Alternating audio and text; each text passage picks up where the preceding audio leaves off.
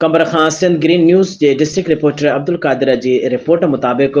कंबर सेप्को एक्सीएन शाह मोहम्मद बाजकानी जो हुक्म ते अमल कंदे अॼु ॿिए ॾींहुं बि कंबर शहर जे मुख़्तलिफ़ मोहल्लनि में ग्रेड ऑपरेशन जो सिलसिलो जारी। सेप्को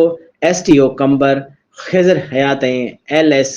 लाल मोहम्मद राहू जो हाइड्रो यूनियन चेयरमैन वज़ीर अली चांडियो जनरल सेक्रेटरी मोहम्मद नदीम कमालानी जे तरफ़ां शहर जे मुख़्तलिफ़ इलाइक़नि में बिजली चोरी कंदड़ ऐं बिलनि में अदायगियूं न कंदड़ ख़िलाफ़ अॼु ॿिए ॾींहुं बि कंबर बस स्टॉप बाईपास ऐं ॿियनि इलाइक़नि मां ग़ैर क़ानूनी तौर ते लॻल तारूं हटाइण ऐं 1 पॉइंट मीटर शिफ्टिंग जो सिलसिलो जारी रखियो वियो। शहर जे मुख़्तलिफ़ इलाइक़नि में 1 पॉइंट करे ग़ैर क़ानूनी लॻल तारूं हटायूं वियूं आहिनि। सेप्को कंबर जे एसटीओ मीडिया सां ॻाल्हाईंदे ॿुधायो त कुंडा चोर ऐं बक़ायाऊं अदा न करण वारनि सार्फ़िन ख़िलाफ़ कार्रवाई कई वेंदी ऐं ग़ैर क़ानूनी तौर बिजली हलाईंदड़नि खे बि